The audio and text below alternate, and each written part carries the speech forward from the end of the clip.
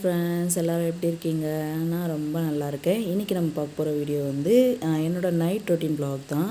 இதில் night dinner அப்புறம் வந்து நைட் தூங்க போகிறதுக்கு முன்னாடி கிச்சனை வந்து எப்படி க்ளீன் பண்ணிவிட்டு தூங்கலாம் அப்படின்ற மாதிரி தான் ஷேர் பண்ணியிருக்கேன். அதே மாதிரி நான் ஊருக்கு போயிட்டு வந்தேன்னா நைட் வந்து எனக்கு ரொம்ப டயர்டாக இருந்துச்சு. என்னால் வேலையே செய்ய முடியல. அந்த மாதிரி இருந்துச்சு என்னோடய பாடி. சரி, சிம்பிளாக வந்து என்ன வந்து குக் பண்ணலாம், சிம்பிளாகவும் இருக்கணும், ஹெல்த்தியாகவும் இருக்கணும், அந்த மாதிரி பார்த்து என்ன குக் பண்ணலாம் அப்படின்ற மாதிரி தான் யோசித்து இந்த ரெசிபி வந்து உங்க கூட ஷேர் பண்ணியிருக்கேன். இது வந்து ரொம்ப ஈஸி, குயிக்காக வந்து இந்த ரெசிபி செஞ்சுட்டு நம்ம ரெஸ்ட் எடுத்துக்கலாம். அந்த மாதிரியான ஒரு ரெசிபி தான் இது. கூட நான் முன்னாடியே வந்து பட்டாணி வந்து ஊற வச்சுட்டேன். பச்சை பட்டாணி ஊற வச்சுட்டு நம்ம கொஞ்ச நேரம் ரெஸ்ட் எடுத்துகிட்டு இல்லை ஏதாச்சும் ஒரு வேலை பார்த்துட்டு அதுக்கப்புறம் வந்து குக் பண்ண ஸ்டார்ட் பண்ணிடலாம். அப்புறம் சமைக்க போகும்போது அரிசி துவரம்பருப்பு சேர்த்து ஊற வச்சுடுங்க. மெஷர்மெண்ட் வந்து கொஞ்ச நேரம் கழித்து சொல்கிறேன் எந்த அளவுக்கு ஊற வைக்கணும் அப்படின்றத. இப்போ இந்த ரெசிபி செய்கிறதுக்கு பேனில் ஆயில் விட்டு சோம்பு போட்டு தாளிப்பு கொடுத்துடலாம். அப்புறம் 10 சின்ன வெங்காயம், ஒரே ஒரு பெரிய வெங்காயம் கட் பண்ணி எடுத்து வச்சுட்டு அதை இதில் சேர்த்து நல்லா வதக்கிக்கலாம் கொஞ்ச நேரம். அது கூட ஒரே ஒரு பச்சை மிளகாய் சேர்த்துக்கோங்க. அப்புறம் 2 பெரிய சைஸ் தக்காளி சேர்த்து நல்லா குழைய வதக்கிக்கோங்க. அது கூட நான் ஒரு மசாலா சேர்த்துருக்கேன். அந்த மசாலா வந்து வீடியோ ஸ்டார்டிங்கில் காமிச்சிருப்பேன் என்னென்ன போடணும் அப்படின்றது. 1/2 ஸ்பூன் மிளகு, 1 ஸ்பூன் ஃபுல்லாக சீரகம், 10 பல் பூண்டு, வரமிளகா காரத்துக்கு தகுந்த அளவுக்கு எல்லாத்தையும் மிக்ஸி ஜாரில் சேர்த்து கொஞ்சம் கொரப்பாக அரைச்சி எடுத்து வச்சுக்கோங்க. தக்காளி சேர்க்கும் போது அதையும் சேர்த்து மூடி போட்டு கொஞ்சம் நேரம் வேக விட்டு எடுத்துக்கலாம். இப்போ நான் அரிசி மெஷர்மெண்ட் வந்து சொல்கிறேன்.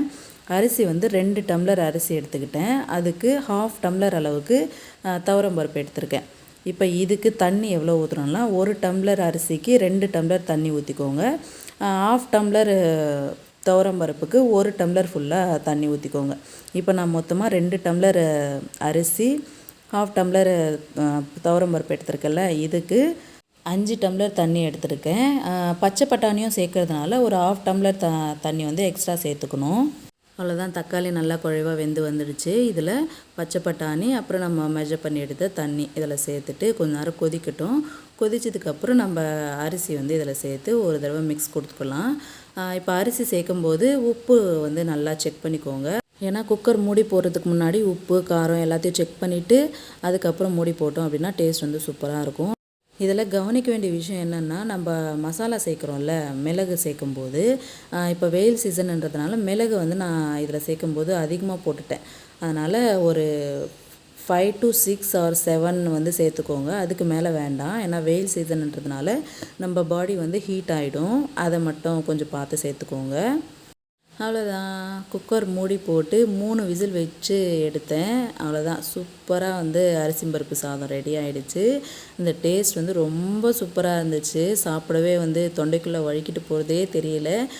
இதை செய்யும்போது ஹஸ்பண்ட் வந்து என்ன சொல்லுவாரோ திட்டுவாரோ என்னமோ அப்படின்னு தான் வந்து நான் செய்வேன்.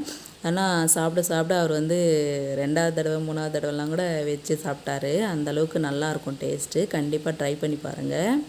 நமக்கு டயர்டாக இருக்குது அப்படின்னா இது வந்து 1 pot ரெசிபி மாதிரி குயிக்காக வேலை முடிஞ்சிடும். அதே மாதிரி பட்டாணிலாம் சேர்க்கறதுனால ஹை ப்ரோட்டீனும் கூட. அவ்வளோதான், எல்லாத்தையும் செஞ்சு முடிச்சுட்டு அன்றைக்கி ஹஸ்பண்ட் வரேன்னு சொன்னார். அதனால் அவருக்காக 10 o'clock வரைக்கும் எல்லாருமே வெயிட் பண்ணிகிட்டு இருந்தோம். அதை பார்க்கும்போது கிரேவிங்ஸாகவும் இருந்துச்சு, அதே மாதிரி பசியாகவும் இருந்துச்சா, சாப்பிட்ணுன்னே தோணிகிட்டே இருந்துச்சு. இருந்தாலும் சாப்பிட்டு முடிச்சிட்டேன்னா இந்த கிச்சன் க்ளீனிங் வேலை வந்து நான் பண்ணவே மாட்டேன். கொஞ்சம் அப்படியே வந்து மெயின்டைன் பண்ணுறது விட்டுருவேன் கொஞ்சம்.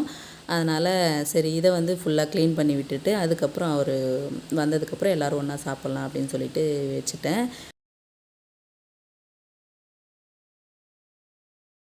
குக்கரை எடுத்து ஒரு பக்கம் வச்சுட்டு அப்புறம் கவுண்டர் டாப்பில் வாஷ் பண்ண வேண்டியதெல்லாம் இருக்கும்ல, அது எல்லாத்தையும் சிங்கில் போட்டுட்டு அப்புறம் நம்ம கத்திரி நைஃப் எல்லாத்தையும் எடுத்துருப்போம்ல, அது எல்லாத்தையுமே கட்லரியில் போட்டுட்டு இது மாதிரி ஒன்று ஒன்றா வந்து ஆர்கனைஸ் பண்ணிகிட்டே இருந்தேன். ஸோ ஸ்லோவாக வந்து இதெல்லாம் வந்து ஸ்டார்ட் பண்ணணும். கொஞ்சம் ஹரிபரியாக இருந்தோம் அப்படின்னா ஸ்டார்ட் பண்ணவே கூடாது. முதல்ல மைண்ட் செட் வந்து ஸ்லோவாக்கிக்கணும். அப்போ தான் வந்து நம்ம ஆர்கனைஸ் வந்து நம்ம பண்ண முடியும். இல்லைன்னா வந்து டென்ஷனாக இருக்கிற மாதிரி இருக்கும். அதனால் மைண்ட் கொஞ்சம் கூல் பண்ணிவிட்டு எல்லாத்தையுமே எடுத்து வச்சுட்ருந்தேன். அப்புறம் நைட்டு தூங்குறதுக்கு நாங்கள் வந்து ஃப்ளாஸ்கில் இந்த மாதிரி சுடுதண்ணி ஊற்றி வச்சுக்குவேன். வெயில் சீசனாக இருந்தாலும் சரி, மழை சீசனாக இருந்தாலும் சரி, நாங்கள் வந்து சுடுதண்ணி தான் குடிக்கிறது. நான் வந்து பச்சை தண்ணி குடிப்பேன். ஆனால் ஹஸ்பண்ட் பசங்களுக்காக தான் சுடுதண்ணி வந்து வைக்கிற மாதிரி இருக்குது. அதையே வந்து நான் குடித்து நானும் வந்து பழகிட்டேன். இப்போ வெயில் சீசன்லேயும் சுடுதண்ணி நல்லா காய வச்சுட்டு ஆறிடும். அதுக்கப்புறம் கொஞ்சம் வெது வெதுப்பாக இருக்குமா அந்த தண்ணி வந்து குடிப்போம் எல்லாருமே.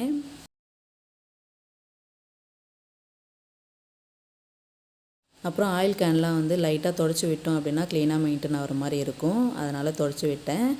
அப்புறம் நாங்கள் யூஸ் பண்ணுற ஆயில் வந்து எஸ்விஎஸ் கல்லெண்ணெய் தான். இது வந்து அந்தளவுக்கு பிசுப்பு வந்து இருக்காது. கோல்ட் வின்னர்லாம் வந்து நல்லா பிசுப்பாக இருக்கும் எண்ணெய். அதனால் இது நல்லா இருக்குது. லைட்டாக தொடச்சி விட்டாலே போயிடும், க்ளீன் ஆகிடும். எல்லாத்தையும் ஆர்கனைஸ் பண்ணிவிட்டு ஒரு தடவை டஸ்டிங் பண்ணி விட்டுட்டு அப்புறம் வெசல்ஸ்லாம் இருக்கும்ல அது எல்லாத்தையுமே வாஷ் பண்ணி வச்சுட்டேன். அதே மாதிரி நீங்கள் கேட்கலாம், எல்லா நாளும் நைட் வந்து இதே மாதிரி பண்ணுவீங்களா அப்படின்னு கேட்டால் கண்டிப்பாக கிடையாது. ஏன்னா எனக்கும் டயர்டாக இருக்கும். எல்லா நாளும் மெயின்டைன் பண்ணுறது வந்து ரொம்ப கஷ்டமாக இருக்கும். மூடு வந்து எல்லா நாளும் ஒரே மாதிரி இருக்காது. அப்படி தான் இருக்கும். நான் வந்து ஒரு வாரத்தில் 4 நாள் இருக்கும். 4 நாள் வந்து இந்த மாதிரி மெயின்டைன் பண்ணுவேன். அதுக்கப்புறம் ஒரு 3 நாள் பார்த்திங்கன்னா கொஞ்சம் மெயின்டைன் பண்ணுறது வந்து கொஞ்சம் லூஸ் விட்டுருவேன். அவ்வளோதான். கவுண்டர் டாப் ஃபுல்லாக ஜஸ்ட்டு லிக்விட் ஊற்றி ஒரு வைப் மட்டும் பண்ணிக்குவேன். ஃபுல்லாக க்ளீன் ஆகிடும். கரப்பாம்பூச்சி தொல்லைலாம் இல்லாமல் இருக்கும். இது ஃபுல்லாக க்ளீன் பண்ணிவிட்டு மார்னிங் லன்ச் பேக்கிங்க்கு அரிசி நைட்டே வந்து ஊற வச்சுட்டு தூங்க போயிடுவேன். மார்னிங் ஏஞ்சி வந்து கிச்சனை பார்க்கும்போது ரொம்ப ரிலாக்ஸிங்காக ஃபீல் கிடைக்கும். அதே மாதிரி சமைக்கணுன்னு இன்ட்ரெஸ்ட்டு ஆட்டோமேட்டிக்காக வரும். அவ்வளோதான். நான் எல்லா வேலையும் கரெக்டாக முடிக்கிறேன். ஹஸ்பண்டும் ஆஃபீஸ்லேருந்து வந்துட்டார். எல்லோரும் ஒன்றா சேர்ந்து சாப்பிட்டு முடித்து நைட்டு தூங்கியாச்சு. நெக்ஸ்ட் வீடியோவில் பார்க்கலாம். தேங்க்ஸ் ஃபார் வாட்சிங். பை.